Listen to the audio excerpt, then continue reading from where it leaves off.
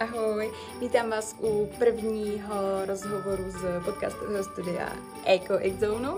Jsem moc ráda, že se díváte. Dnešní rozhovor je s Monikou Věžníkovou. Monča Věžníková pomáhá lidem skrze vyvážený talíř k návratu k jejich přirozené podstatě a zdraví. Doufám, že se vám rozhovor bude líbit. Prosím, když tak o like, odběr a tady tyhle věci, co se říkají u každého videa, aby jsme věděli, že se vám to opravdu líbí a motivovalo nás to k další tvorbě. Teď už jdeme na rozhovor. Přeji krásné Vánoce a pojďte si to užít. Ahoj Moni, tak vítám tě tady u nás v Eco X Zone podcastovém studiu. Jsem ráda, že jsi přijala naše pozvání. Ahoj Moni, já tě taky zdravím, taky jsem moc ráda, že mám tu čest být tady prvním hostem a těším se na to. Ty jsi nás hodně inspirovala k tomu, abychom se dostali tam, kde jsme teď, takže jsem moc ráda, že jsi přijala pozvání a poprosím tě, aby se krátce představila tomu, kdo tě vůbec nezná. Tak, pro ty z vás, co mě neznáte, tak moje jméno je Monika Věžníková, jsem výživovou specialistkou se zaměřením na podporu zdravého střeva. Pracuji převážně s lidmi, kteří trápí nějaký trávicí obtíže, autoimunitní onemocnění a jeho aktivní projevy, migrény, PMS, deprese, výkyvy nálad, úzkosti a tak dále. Takže toť ke mně na úvod. To je hodně zajímavý. Za tvoji praxi, která je jak dlouhá vlastně, jak už dlouho tohle děláš? Záleží si oficiálně nebo neoficiálně. Když se bavíme o té oficiální cestě, tak je to více než 6 let. Když se bavíme o té neoficiální cestě, tak je to mnohem déle.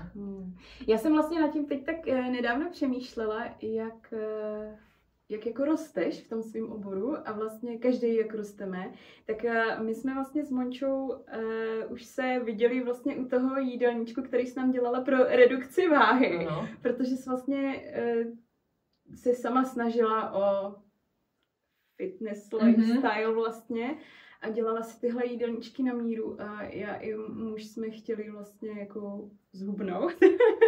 A tak to jsme se vlastně viděli na tvý profesní dráze prvně, samozřejmě se známe už delší čas, ale je opravdu fascinující, jak se vyvíjíme,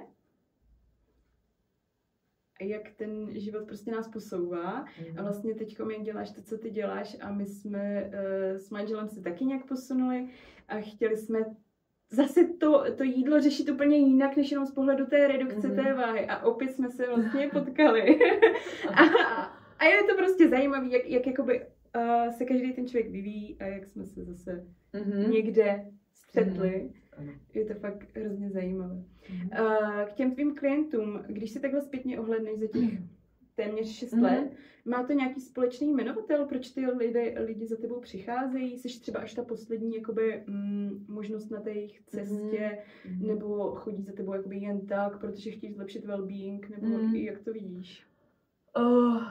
I když s tím nejsem úplně takhle spokojená, že jsem až ta poslední možnost, nebo ve většině případů, protože my máme obecně, řekla bych, všichni tu tendenci nejprve vlastně tu zodpovědnost za to naše zdraví tak trošičku přehazovat na nějaké autority, což samozřejmě není špatné, taky to má určitě své opodstatnění, ale to, že jdeme s chronickýma obtížema k lékaři, že zkrátka nejde o zlomenou nohu, o takový ty akutní stavy, kdy je nutný jít k tomu lékaři, ale když tam jdeme s chronickýma obtížema a dostaneme na to pouze prášek nebo injekce nebo mastičky dlouhodobě, tak to samozřejmě je jenom taková náplast. To není řešení příčiny a vlastně vůbec toho kořenu problému. A dlouhodobé užívání toho léku, já to nechci vůbec zahazovat, protože chápu, že každý tu cestu má jinou, ale nikoho to nenaučí to, jak má vypadat výživný talíř a jak se máme starat o to svoje tělo. Takže když už tak je fajn třeba propojit tady tyto dvě sféry a k té léčbě, kterou teda mám, tak si stanovit nějaký kroky, nějakou prostě péči o sebe, o svoje tělo na úrovni stravování, psychosomatiky, mindsetu a tak dále. A takhle, když se to propojí, tak za mě může to být krásná cesta, ale bohužel toto spoustu lidí nedělá. A právě až v případě, že mají oběhaný kolečko lékařů, od gastra přes kolonoskopii až po alergologii a různé testy, který navíc v mnoha případech vychází negativní. Ten člověk je rozbitý od hlavy až k patě, když to v hlavě. Když to přeženu, ale odchází vlastně od lékaře s tím, že je třeba hypochondr, dostane antidepresiva s tím, že máte to v hlavě, nebo už si to moc jako připouštíte a tak dále. A ten člověk je tím natolik frustrovaný, že už vlastně si sám sobě říká, tak jsem asi teda blázen, nebo to moc řeším. Asi je to normální, že mám po každém jídle bolesti břicha, asi to je normální, že necítím z poloviny pravou ruku a tak dále a tak dále. A toto je za mě moment, kdy velmi často ty lidi se probouzí v tom slova smyslu, že si začínají hledat nějakou svoji cestu, začínají googlit a tak dále. A jakmile googlí a narazí na téma střeva, tak už funguje moje reklama pravděpodobně. Algoritmus funguje a nic není náhoda. A začne se jim všude ukazovat můj profil a moje videa a moje všechno. Proto taky potom často slyším, že všude byla Monika, všude na mě vyskakovala Monika. Já vím, já jsem otravná prostě, neodbytná. A to je moment, kdy třeba začíná nějaké vlastně budování té důvěry mezi tím člověkem a mezi tím, co já předávám. A ten člověk má možnost si mě navnímat na sociálních sítích, zjišťovat, jak pracuju, jak vlastně žiju já, nebo jaký mám názory, vlastně poznat i mě nějakým způsobem a potom se rozhodnout, že ano, tohle je ten člověk, se kterým chci pracovat. Takže je to taková docela dlouhá cesta.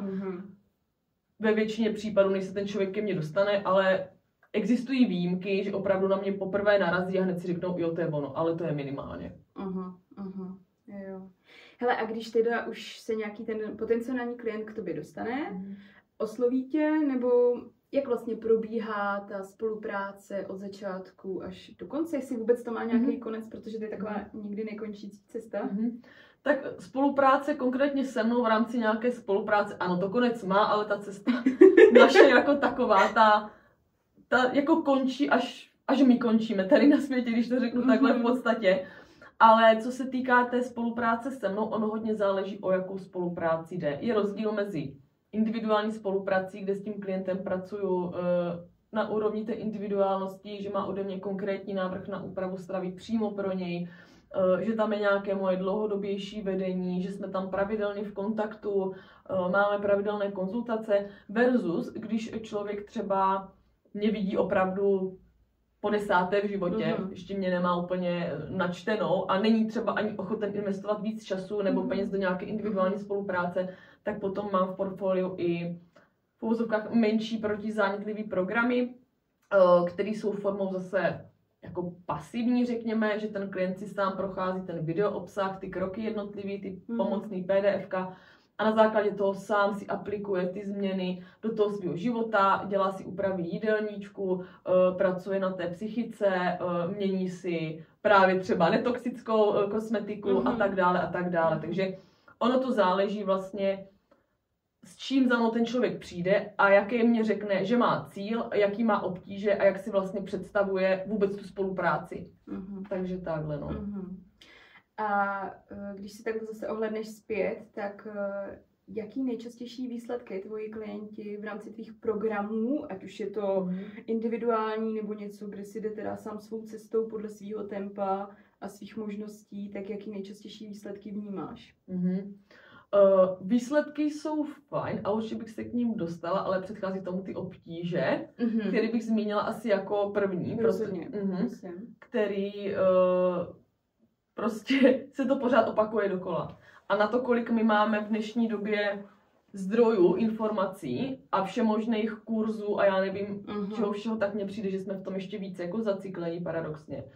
A úplně nejčastějším problémem jsou trávicí obtíže. Ať už jde o trávicí obtíže ve smyslu pouhé nafouklé břicho po každém jídle, křeče v břiše, bolesti žaludku, nebo potom třeba reflux, nebo SIBO, nebo prostě opravdu jenom trávicí obtíže bez nějaké diagnózy, tak to je úplně nejčastější. Samozřejmě na tohleto, když už člověk má trávicí obtíže, tak na to už navazuje přirozeně další nějaký symptom, což je špatná nálada, podrážděnost, protože člověk, když má po každém jídle nafouklý břicho, tak se prostě ta žena nebo i muž jako necítí dobře, přemýšlí už zase, a co si mám vzít na sebe, aby to nešlo vidět. A je už tam i zhoršená kvalita toho života ve smyslu, no jo, my máme v pátek jít s přáteli do restaurace, mě zase budeš krundlat v břiše, bude to slyšet, to bude trapný, tak co já si jako jednak obleču, abych nevypadala jak těhotná, co si vemu sebou za kapky do kabelky, abych to když tak mohla nějak zvrátit, co vůbec si dám v té restauraci, když tady po tomhletom mi není dobře a tak dále a tak dále.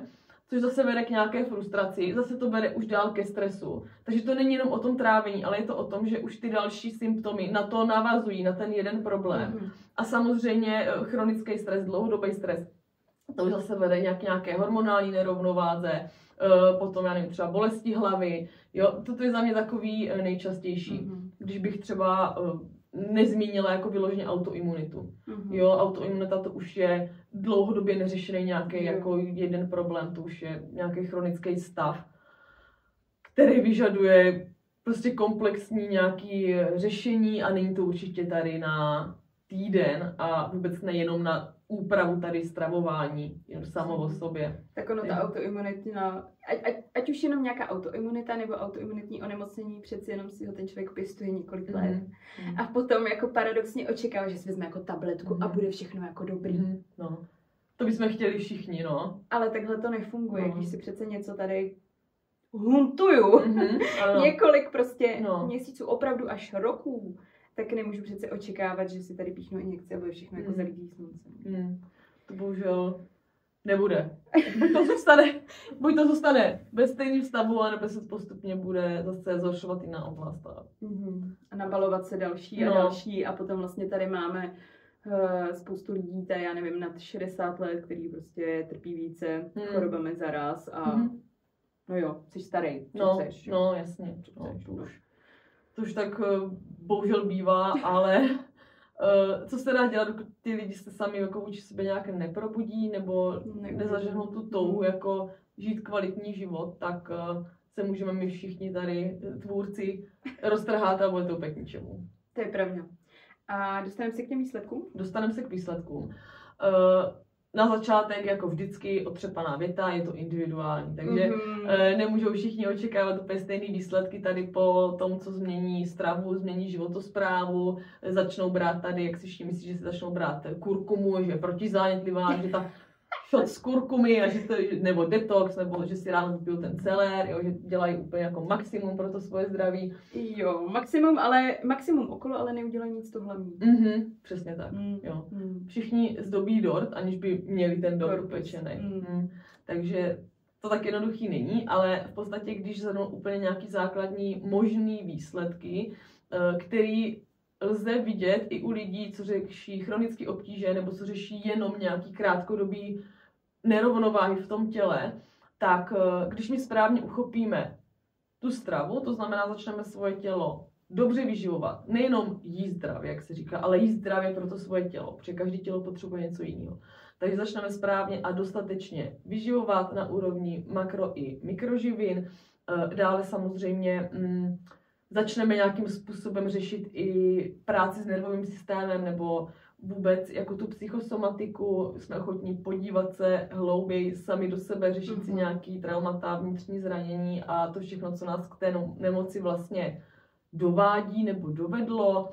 Podíváme se i na tu toxickou zátěž, což konec konců jsem ráda za to, co děláte vy, že jste měla možnost i vyzkoušet vaše prostředky, protože myslím si, že pro ty, co to třeba vůbec neznají, že a když to vyzkouší a zjistí, že vlastně není rozdíl mezi, nebo takhle není rozdíl, je rozdíl ve složení, ale v používání a té funkčnosti těch prostředků, tak vlastně vůbec jako nic se pro ně nemění, takže to je další oblast snížení toxické zátěže vůbec jako v tom životě.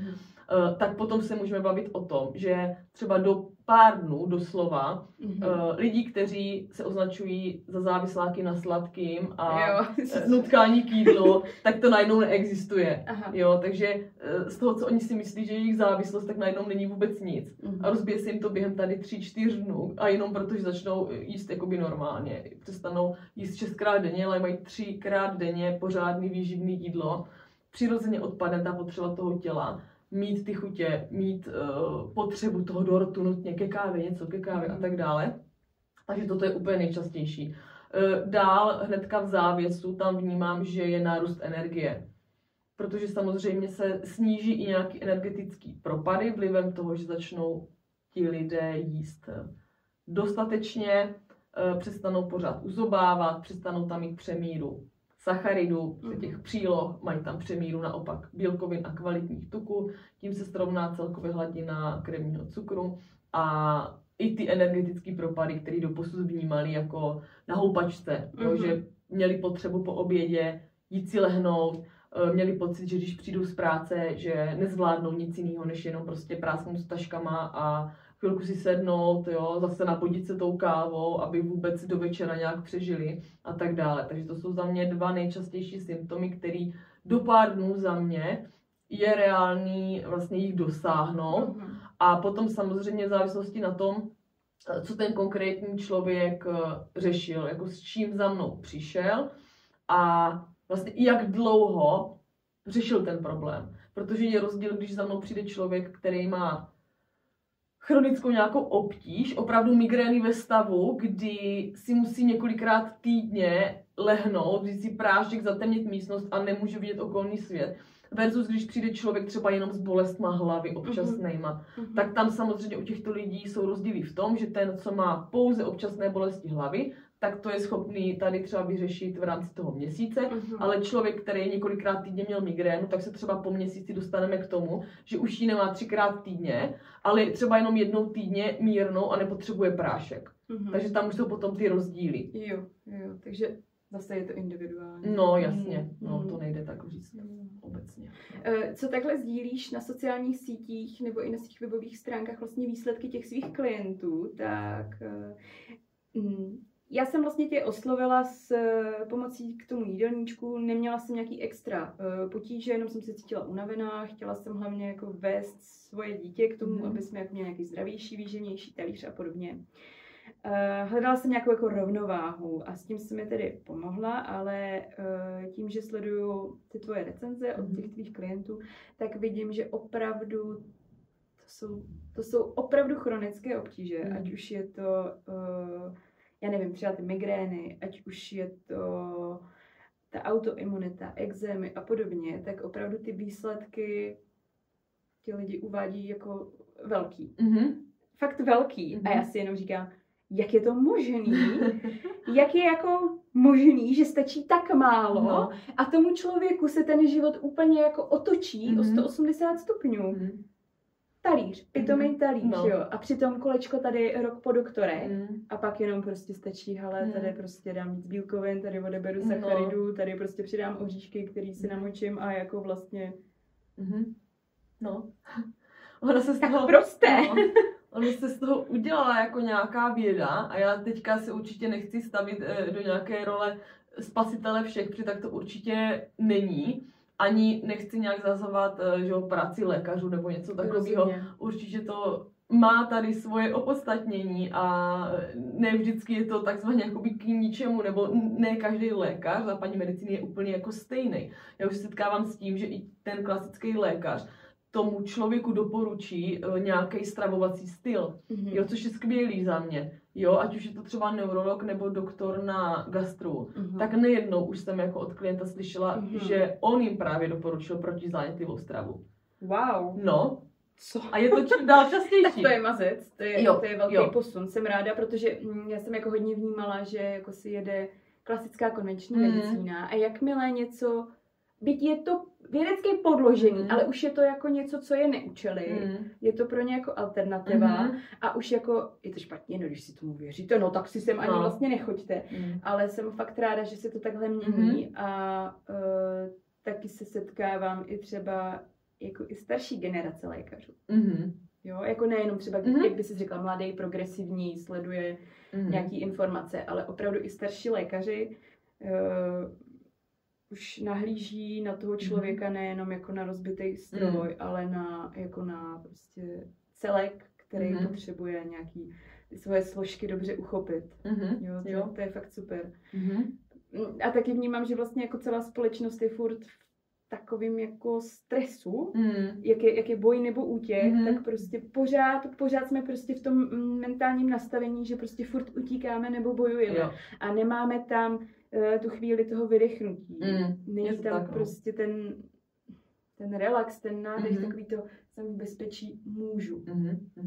Já myslím, že když se takhle bavím třeba s lidma, nebo když vedu třeba ty webináře a tak dále a začnu tam mluvit o stresu, chronickém stresu a jeho vlivu právě třeba na tu autoimunitu a na ty chronické obtíže, tak každá, nebo téměř každá reakce je, ale já se necítím ve stresu. Já myslím pozitivně, jo, jako, jak my jsme tak jako, ale já se necítím ve stresu. To není tak zlý, všichni to zvládli, to zvládneš tak. Přesně tak, no. Jenže my si vlastně neuvědomujeme, že chronický stres, tím, že už je s náma dlouho, tak my ho necítíme. My už jsme v tom nastavení dennodenně. Bojuj nebo uteč. A neuvědomujeme si to, že do toho stavu bojuj nebo uteč nás dostává i to, že ráno vstaneme a první co tak otevřeme počítač a jdeme vyřizovat maily.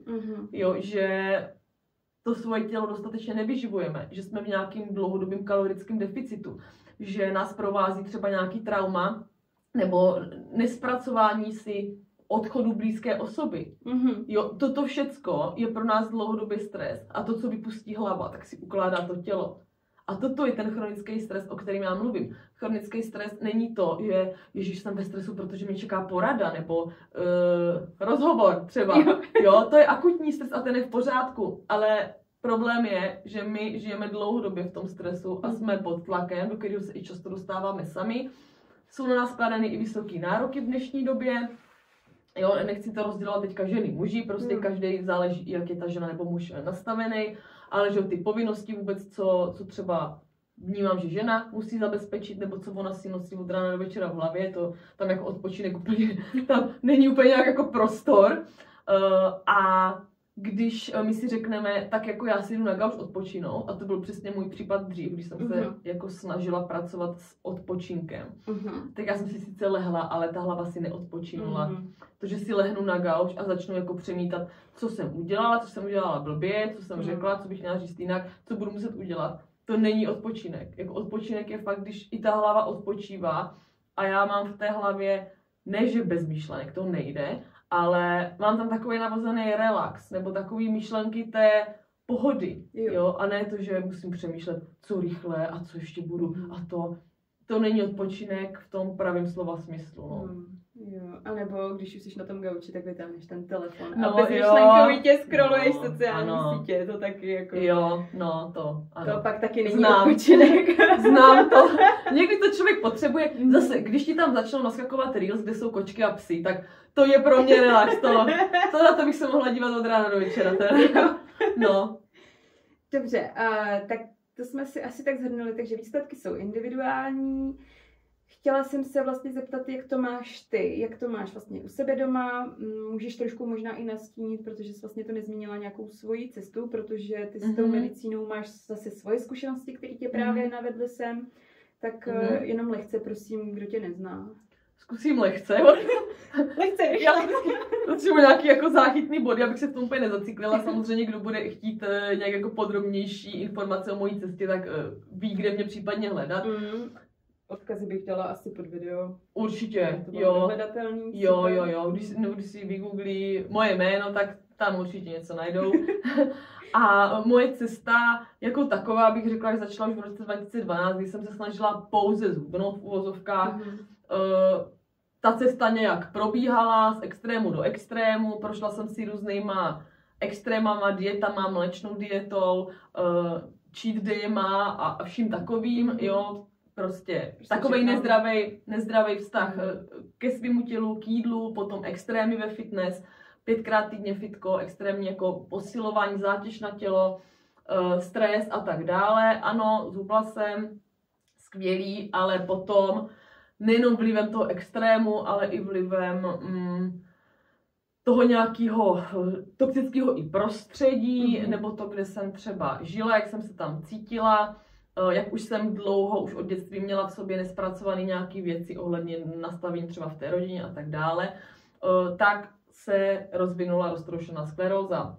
To bylo přesně potvrzeno červen 2020, předpočátky už tam byly rok 2019, prosinec. Tam to tenkrát nebylo potvrzeno, ale o pár měsíců později už ano, takže moje cesta, já říkám, začala v tom červnu 2020. ta cesta na jiné úrovni než to fitness vlastně. A teprve tam, když jsem vlastně zjistila, co mi doporučí lékaři, abych udělala proto, abych se jako nevylečila, ale aby ta roztroušená skleróza dál nějak nepostupovala, tak řešením byly injekce. Což pro mě v té době představa injekcí byla úplně velmi hodně proti srstí, protože už v dětství jsem prodělala rakovinu štítné žlázy, takže od dětství užívám Euthyrox, to je jeden nějaký lék. V průběhu dospívání a vůbec dospělosti přišlo astma, takže už jsem měla i inhalátor. Brala jsem každý měsíc i Balginy na menstruační bolesti, což je další nějaká zátěž pro tělo. A představa, že si k tomu ve svých 28 letech přidám ještě 3krát týdně injekce, tak pro mě byla úplně jako, ne, jako že tohle nejde. Jo, vůbec jsem nedokázala to vstřebat. Vím, že by mě z toho bylo, z toho píchání hůř, než... Nepíchám. Jo, přesně tak. Jo, větší nekomfort tohle, než prostě jít si svou cestou. Takže to úplně ve zkratce. Takhle jsem se rozhodla vlastně zjišťovat si sama, proč se tohleto děje, proč vzniká autoimunitní onemocnění, najít vlastně nějaký ten základní střed. Ještě bych zmínila, že do té doby, nebo každý se ptá na ty projevy, jaký tam byly, tak začalo to vůbec jako brněním nohou, tady tohleto, necitlivostí i v rukách, kdy jsem se v noci budila ne, že bych ji necítila vůbec, ale už tam byl ten náběh jako od lokte dolů ruka, že prostě, že to bude špatný, to stejný noha od kolena dolů. A do toho mě provázelo i takový jako častý močení, kdy jako fakt každých 5 minut jsem musela jít na ten záchod. Bylo tam k tomu zastřené myšlení, takže nebyla jsem schopná se jako soustředit na něco, nebo jsem něco řekla, já jsem za 5 minut nevěděla, jako co jsem vlastně řekla, že budu dělat, jo, úplně jako mimo vlastně. A byly tam hodně výkyvy emoční, kdy jsem byla schopná se chvilku fakt smát, že prostě jo, miluji život, ale potom jsem byla schopná hnedka jako brečet v zápětí. Jo, to bylo jako velmi náročný období. Bylo to ovlivněné i tím, že jsem prostě nevěděla, co budu dělat vlastně sama ze sebou. Jo. A potom, když jsem začala googlit obráceně, já říkám, než my jsme zvyklí googlit tak, že si najdeme tu svoji nemoc nebo ty příznaky a na nás tam vědou ty rakoviny a všechno to, co vlastně máme, ty nejhorší scénáře.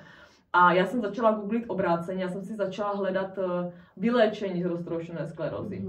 A začaly na mě vyskakovat nějaký lidi, nějaký články, jako zahraniční taky, lidi, kteří se z toho nějakým způsobem dostali. Záhadné uzdravení.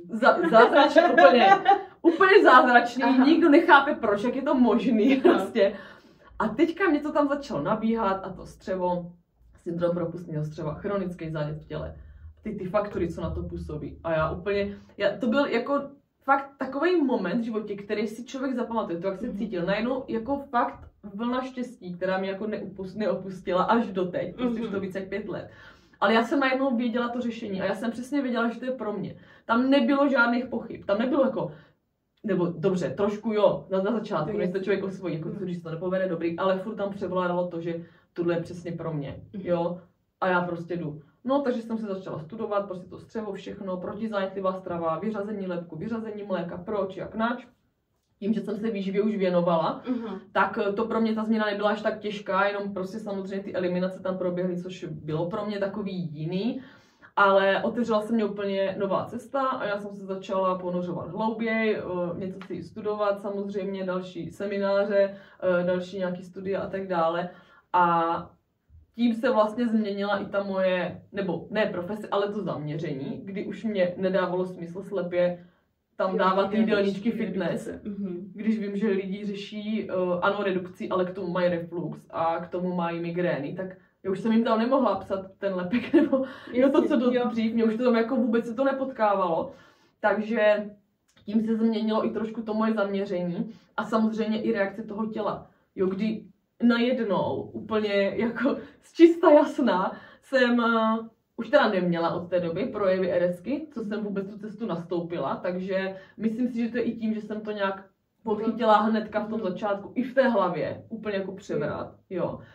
A astma nic, Inhalátor jsem neměla několik let. Co se týká menstruace, ano, menstruace bez bolesti. To, že někdy si to člověk nepošéfuje, že ta bolest přijde, tak už neberu v této době jako selhání, ale prostě zase jenom to tělo mi něco říká, zase signál trošku více na sebe zaměř a trošku zpomal, konkrétně u mě. To je problém, lidi s autoimunitou neumí zpomalit. A tak nějak vlastně jsem se dostala do toho stavu i s RS-kou a bez příznaků dlouhodobě. A věřím, že to tak půjde i nadále. Takže ty bys vlastně, kdyby ses na tu cestu nevydala, tak nám tady asi možná přijedeš i na vozíčku. Což mě upozornil lékař, ke kterému jsem přišla teda na tu neurologii s nadšením, že jsem jako vymyslela něco úplně úžasného, jo, tak jsem mu teda jako začala vysvětlovat, co je to syndrom propustného střeva, jak to souvisí, proč vzniká autoimunitní onemocnění. On teda jako mě úplně neoponoval, ale řekl, že je to moje cesta, ale že mě musí upozornit, že můžu ochrnout a že v současnosti neexistuje nic jiného, než vlastně nic lepšího, než ty injekce. Takže to jsem si vyslechla od neurologa, potom, když jsem to oznámila praktické lékařce, tak jsem si tam vyslechla teoretické vlastně poučky o tom, jak se vlastně narušují neuronové spoje v našem těle a že to nejde opravit a tak dále a že to bude se jenom zhoršovat. Což jsem odcházela s brekem, to řeknu na rovinu, protože to bylo úplně začátek té mojí cesty. Od té doby jsem tam nešla, protože jsem vlastně ani nepotřebovala. Z každoročních angín žádný angíny nepřicházejí. Žádný antibiotika jsem neměla tady za těch 5 let. Prostě vůbec nic. A neříkám, že jsem nebyla nemocná, to ne, to jako úplně zase si myslím, že to nejde jako nebýt nemocná, ale jde vidět, že to tělo na ty bacily, na tu chřipku reaguje úplně jinak. A úplně v menším měřítku. Jo, což jako u mě to bylo dřív nepředstavitelný, protože já jsem žila v tom, že já jsem ten člověk, který mu to je všechno souzený ty nemoci, protože jsem jako od malička trávila svůj čas po doktorech, jo, po všem možným. Nevím, jestli existuje oddělení, na kterým já jsem nebyla. Jo, fakt to bylo šílený, proto o to víc mně přijde jako ne směšný, ale takový, jakože není potřeba tolik na to, aby se změnilo moc vlastně. A přijde mi líto, kolik lidí vlastně jsou zaciklení v tom, že jako neexistuje cesta, ale ona ta cesta někde existuje. Jo, takže asi takhle, no. Jak ses prosím tě cítila, když vlastně jsi našla tu cestu a přišlo ti to jako řešení pro tebe a pak jsi šla k těm autoritám v těch bílých pláštích a oni tě vlastně museli poučit, chtěli to zhodit, to je jedno, ale sama si říkala, odcházela se s brekem. Měla jsi někoho v té době, na koho ses mohla jako opřít, nebo na to byla sama, jak jsi to zvládala? Psychika taky dělá hodně, takže... Ze strany rodiny nebo i partnera tam podpora určitě byla, i když nikdo v mojí rodině ani v mém blízkém okolí neměl tu cestu, co já. Já jsem ani nikdy k tomu nebyla vedená, vždycky máš zdravotní problém, jde se k lékaři, ten to nějak vyřeší, ten ti něco na to dá. Takže jsem za to vděčná, že jsem tu oporu, i když to třeba uvnitř v té době nechápali, ale viděli, že mě to dává smysl, že vím, že jsem tak spokojená, tak na základě toho mě podpořili, což je skvělý. Kdyby ne, je to pro mě horší, ale já jsem zase taková, že já když se na něco dám, tak já si zatím jdu a potom jenom budu čekat na ten moment, až se mě začnou ptát, jak jsem to udělala. Jo. A to právě přišlo, už před pár lety. Co se týče, takhle, já vždycky, když s někým, kdo má nějaký obtíže, tak se jako právě bavím o tady téhle možné cestě a tam úplně vidíš, jak někdo jako o to má zájem a zajímá ho to a pak někdo zase, no ale to bych nemohla nic, to už bych nežila, teď to bych nemohla nic jíst a jak to dělali lidi dřív a nebyly tolik nemoci, to je nějaká blbost. Ty jsi taková moderní žena, ráda si uděláš takový svůj den, obarvíš si třeba vlasy, používáš, nevím jestli, no toxik úplně kosmetiku, ale třeba řasenka nebo tak, jako. Ty jsi takové stělesnění toho balancu, jak by to jako mělo být, protože na tobě to funguje, tady tyhle postupy a zároveň vlastně tam máš ten prostor pro to být ta moderní jako žena, která se zase cítí dobře v těch, nevím, parfémech, oblečení a tak podobně, že nejseš prostě úplně nějaká vlastně lesana. Jak je to u tebe doma? Myslíš teďka skrz používání třeba té kosmetiky právě a těch věcí? Nebo například. Jo. No, přesně jak jsi zmiňovala to, co si ty lidi v té hlavě myslí, že zjistí, nebo to, když jsem přesně zjistila já, tak vyřadit lepek, vyřadit mlíko, netoxický prostředky, teď já jsem měla všude jako sanitol a tady tyhle ty věci, jo, prostě klasický make-upy a vůně na záchod a svíčky, takový ty klasický, jo, no, šílený. A teďka ta představa, aha, takže vyřadit lepek, mlíko, dobrý, to bude těžký, jo, nebo třeba omezit alkohol, jakože naše každotýdenní sedánky. Já jsem jako měla pocit, že jako umřu, ale zároveň jsem věděla, že jako nemůžu jinak pro to svoje zdraví. Jako ta tohle tam byla obrovská. Postupem času jsem si našla balans. Jo, už jsem si to srovnala v hlavě a vím, že když si dám jednou za čas pizzu nebo něco, co běžně nejím, tak vím, že mi to nezabije. Jenom protože jsem tak už nastavená. To stejný ohledně kosmetiky a netoxické vůbec domácnosti. Řekla bych, že jsem dlouhodobě na 80-90%, kdy za tu dobu, co já tady v tomhletom žiju, tak začínala jsem tak, že jsem vzala fakt prostředky, které používám nejčastěji. To znamená prací, nějaký čistící, koupelnový čistič a tak dále. A postupně jsem si je obměnila. Samozřejmě, že jsem začala trošku blbě, nebo nechci říkat blbě, prostě byla to moje cesta, ale začala jsem nakupovat přírodní. Což označení přírodní teď už vím, že neznamená netoxické. Že když ano, ten prostředek obsahuje být jednu přírodní složku a všechno ostatní jsou nesmysly, tak už to může být označeno jako přírodní. A já jsem viděla jenom ten obal, vidím přírodní, aha, tak to je ono. Pak jsem zjistila, že ne, takže já jsem začala tak jako kostrbatě, ale postupně samozřejmě se to začalo tak nějak pročišťovat a najela jsem si na úplně non-toxic, co se týká pracích, čistících, a vůbec jako úklidu té domácnosti, tak to mám všechno. Tam jsem asi jako nezůstala u ničeho, co by pro mě mělo význam z hlediska vůbec té funkčnosti, protože všechny prostředky netoxický, který mám doma, teď už konkrétně teda i od vás, uklízí se jedna radost, hlavně prostě vím, že to nesmrdí, vím, že to uklidí. Jo, tak já nemám důvod si tam držet nějaký jeden jako záchodový čistič, protože jsem na něho zvykla. Jo, to jako nedává smysl. Ale ano, na druhou stranu, držím si tam nějaký ty svoje věci, kterých jsem schopná se vzdát, ale nechci. A přesně jak jsi zmiňovala, tak třeba barvení těch vlasů. Jakože přírodní blondětá barva úplně neexistuje. Až se rozhodnu si nechat tu svoji přírodní hnědou, půjdu třeba na henu, tam to bude asi lepší, ale nepřišel na to ještě ten čas. Nebo co se týká manikury, pedikury. Já si moc ráda zajedu tamhle prostě k nechtařce, nechám si udělat nechty, protože ne, že bych to nezvládla doma, ale já to nechci dělat. Já potřebuju mít tam nějaký ten prostor tady na tyhle ty věci. A ano, až budu vědět třeba, nevím, je zle, nebo že to opravdu nejde jinak, tak já se toho vzdám, ale to není teďka ten čas pro mě. Jo, co se týká naopak, jak jsi zmiňovala, nějakého make-upu, nějakého pudru, nebo i rtěnky, tak tady ty věci všechny mám doma netoxický, ale mám tam i ty toxický. Já vždycky říkám, trošku toxická chci být, takže, takže trošku toxicity tam mám, ale záleží i na období. Já mám takový období, že jedu víc non-toxic, jakože prostě nepotřebuju to, říkám si, už to nechci. Ale zároveň potom přijde ta doba, kdy se chci najednou navonět tím klasickým, víš, a mám to doma, a tak chci být víc taková toxická, a potom to zase přirozeně odchází, takže ano, jak říkáš, ten balans tam prostě mám a je mi takhle v tom teďka dobře, jo, možná za rok budu mluvit jinak, ale pro mě je důležitý nebýt extrémní, jo, ani ve stravě, ani v životním style, ani v tom být jenom lesaná, nebo být jenom ta městská jako holka, která prostě bude chodit každý den v minisukni. Já potřebuju obojí.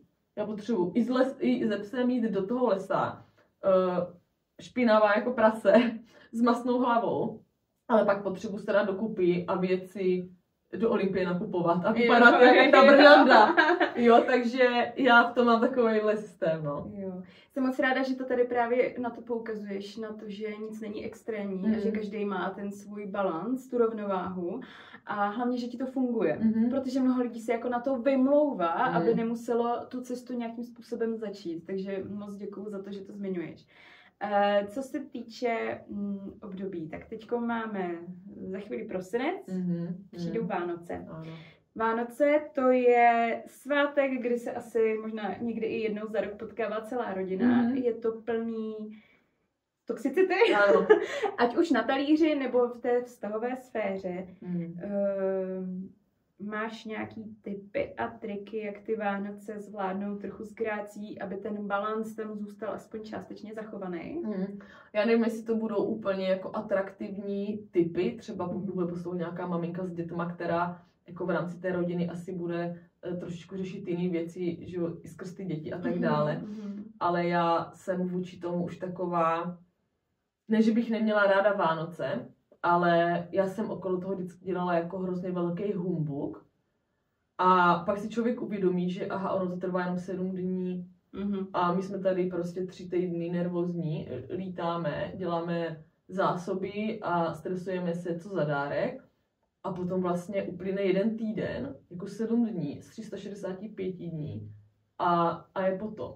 A to jsem si uvědomila, že aha, jo, a teďka další věc je ta, že já jsem měla, a možná se v tom někdo uvidí, já jsem vždycky od těch Vánoc měla hrozně velké očekávání. I tím, jak se člověk dívá na ty filmy pohodový, jak ta rodina se tam sejde a nosí ty plechy s tím jídlem a prostě 12 lidí a nehádaj se.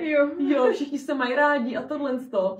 A dávají si ty dárky, jo, taková fakt jako pohoda. A teď člověk má to očekávání, že to tak bude vypadat i doma.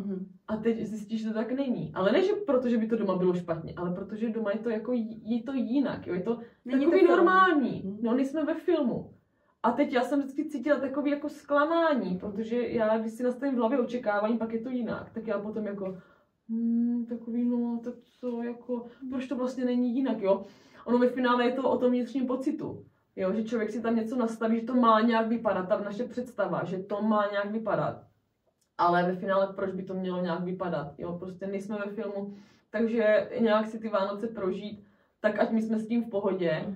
A co se týká vůbec třeba jako pečení, tak jako tím, že nemám děti, tak samozřejmě je to ovlivněno i tím, ale já už nemám jako potřebu, tak jako dřív, péct jenom proto, abych někomu ukázala, že peču, že to zvládnu a že jsem ta dobrá žena, teda, že mám jako napečený, jo, když jsme tam 2, tak jako proč bych tohle to dělala. Takže ano, já si napeču tady, nebo udělám si ty rokuličky, ty svoje bez latku, bez mlíka, nějakých pár tady variant, který si dáme v rámci třeba oběda nebo večeře s mužem, ale že bychom holdovali celodennímu nějakému pojídání, cukrový sezení u televize, to úplně není můj styl, jo, a přesně i v tomhletom vnímám nějaký balans, protože člověk, když si bude celý rok něco úplně zakazovat a bude čekat, jako už to přeženu, bude čekat na ten týden, na ty Vánoce, kdy teda je to povolený a kdy on teda může ten člověk si dát tady ty věci a kdy jindy než teďka, proč ne na ty Vánoce? Aby si to užil? Aby si to užil, protože to jsou svátky, bez kila, jednou za rok. Jo,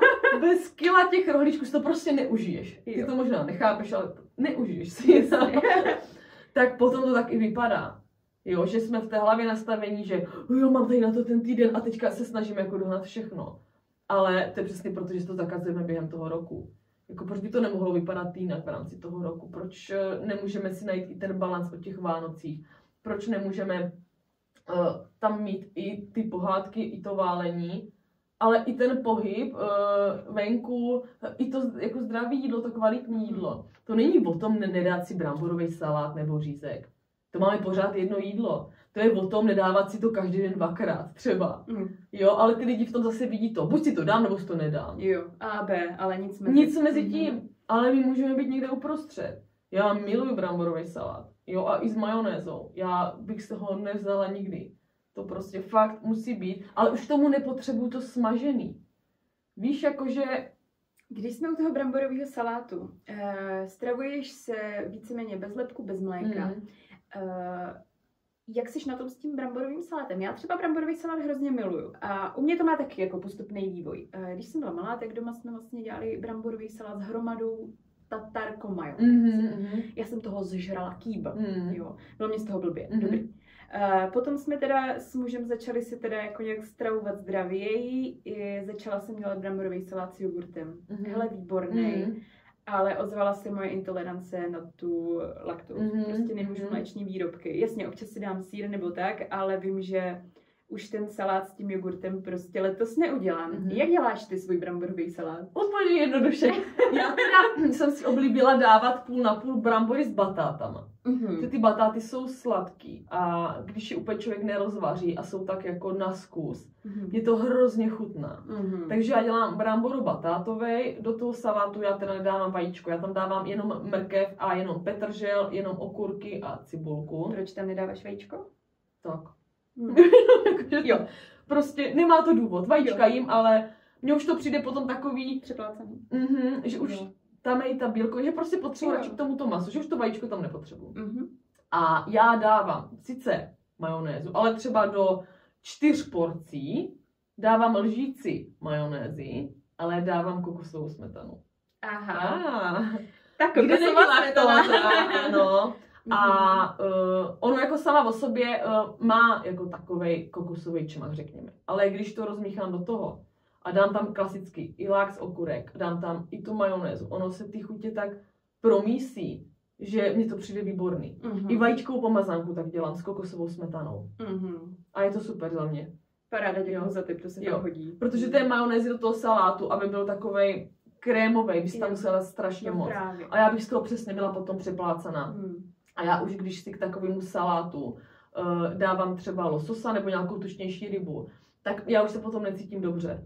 Takže já si dám radši takhle salát, kde vím, že ano, trošku majonézy tam je, ale není to jenom majonéza, k tomu mám už tučnější rybu, jsem i tím víc nasycená, že to je takový přirozeně výživnější jídlo, takový jako kaloričtější. A přesně po tom jídle, ať už po obědě nebo po večeři, protože jako v období Vánoc já třeba už den před Štědrým dnem začínám se salátem a s tou rybou. A já to mám třeba 4 dny, 5 po sobě, to je úplně jedno. A po každém tom jídle já si dám klidně třeba na talířek 3-4 kousky toho, buď svýho cukroví, anebo pokud máme třeba od rodiny, tak si je tam dám záměrně. Já si to sním v rámci toho jídla, tím pádem mám odškrtnuto, mám splněno. A já už to nepotřebuju potom za 2 hodiny. Jo, já se takhle nasytím v rámci jednoho toho jídla a zamezdím si pak tomu, že budu celý den chodit a uzobávat a nahánět si to, co jsem jako nestihla, nebo co musím dohánět, že to jako normálně nemůžu, a teď jsou ty Vánoce. Takže já vždycky doporučuji, když už člověk fakt si to chce dát, ať si to dá v rámci toho jídla, nebo nejpozději do hodiny po tom hlavním jídle, který je výživný, a potom ať si tam dáváme ty pauzy. Ať to tělo nemusí pořád startovat to trávení vlastně celý den, ať prostě si odpočívá, ať má schopnost té regenerace víc. Dneska zrovna jsem četla, že nějaký vědec získal Nobelovu cenu za to, že prokázal benefity ať už přerušovaného nebo několikadenního půstu. Jako mě úplně fascinuje, jak tady tyhle základní věci, které tady s náma jako byly tisíci let, tím lidstvem, tak teď na ně jako potřebujeme vědecký výzkumy a dávat si za ně ocenění, ale už bylo konečně prokázáno, má to ten papír, štempel, že půst je zdravý, protože když to tvoje trávení není zatíženo tím jídlem, tak má schopnost samoopravovávat se, ať už to jsou třeba i třeba rakovinové nějaké buňky, protože ty se jako tvoří v každém těle často, ale to tělo má pak schopnost s nima poradit, takže opravdu ten půst jako má smysl, ať už přerušovaný, nebo párkrát za rok, několika denní, ale zase podle toho, jak cítí. Tohle prosím není navádění k tomu, abyste to nežrali. Přesně tak. Ano. Jo, no. Tak já nevím, ještě možná bych se tě zeptala stran vztahů a Vánoc, nějaký obecný doporučení, nebo případně jak to máš ty, protože to je asi hodně náročný. Člověk se setkává mezi těmi svátky s lidmi, se kterými se běžně před rok nesetkává, poslouchá nevyžádaný rady, ať už třeba na nějakou jeho životní cestu, nebo jakkoliv. jak to máš ty? Určitě jsi s tím prošla v době, kdy jsi byla možná nějaká ještě nalomení. Ono právě je dobrý sledovat to, že člověk, když není ukotvený sám v sobě a v té své cestě a cítí sám vůči sobě pochybnosti, tak to okolí mu to zrcadlí. A ano, na začátku svojí cesty, když jsem já sama v tom ještě nebyla plně ukotvená, sice jsem věděla, že tak chci jít, že kráčím dobře, ale přece jenom pochybnosti tam byly, nebylo to úplně jakože 100%, tak samozřejmě i to okolí mě to zrcadlilo. A to tím, že tam byly třeba nějaký takový narážky, no jo, to Monička nejí, jo, nebo no to ona teďka nemůže, jo, a Monička má zase něco extra a tak dále. Ale jako za poslední roky musím říct, že jsem se s tím nesetkala. Spíš naopak, že třeba i babička se zeptá, jako co mi má udělat a tak, ale já zase tím, že jedu ten svůj balans a já úplně jako nepotřebuji na té návštěvě si sednout a žrát to cukrový pořád, tak já si ráda třeba dám 3 kousky toho, co upekla babička. Jo, nejenom proto, abych neurazila, ale protože si to i chci dát, jako jo, nechci být úplně v tomto extrémista. A jinak, co se týká vůbec těch nevyžádaných rad, tak nejlepší na to nereagovat a nevysvětlovat.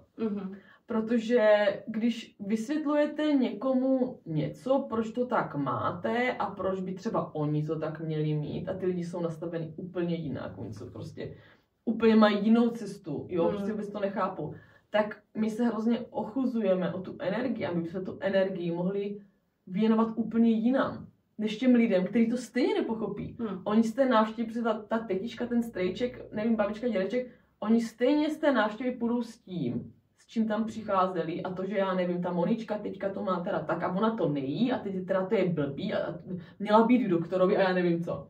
Třeba. Takže je potřeba jednak se ukotvit v tom, co děláme a mít tam to sebevědomí na té svojí cestě a věřit tomu, že to, co dělám, je pro mě dobrý, ale to zase jako vyžaduje čas, to nejde přepnout ze dne na den samozřejmě. A když dostáváme nevyžádané rady, tak prostě sednout a usmívat se. Odkývat to. Jedním uchem tam, druhým. Snažit se o to, ono samozřejmě to, že uvnitř nás to bude z kraje zžírat a budeme se cítit nepochopení, nepodporovaní, vlastně i frustrovaní z toho, že ono je to tak jednoduchý, proč to nedělají ti ostatní a budeme chtět všem radit a proč by to měli dělat, neměli dělat. A postupem času zjistíme, že to je úplně na nic a že ty lidi vidí jako co my děláme, nebo jak na tom jsme, že se nám zlepšil zdravotní stav a oni za námi můžou kdykoliv přijít. Takže my se nepotřebujeme o tu energii takhle ubírat. A já už jsem to vzdala dávno a je mě v tom líp. A ať si každý prožije ty Vánoce jak chce, ať má zdraví takový, jaký chce. A pochopila jsem, že to není v mých rukou. Že prostě já mám v rukou jenom svoje zdraví. A ano, můžu tak nepřímo ovlivňovat ty lidi okolo přirozeně, bez nátlaku a bez nějakého odsuzování, ale současně i bez vysvětlování, obhajování se, přesvědčování a tak dále. Takže říct si v hlavě, hele, je to tady jedna návštěva, tady jednou za rok nebo 2krát za rok, tak co já můžu udělat pro to, aby mě v tom bylo líp? Jo? Nebo co mě vlastně tu energii na té návštěvě nejvíc ubírá?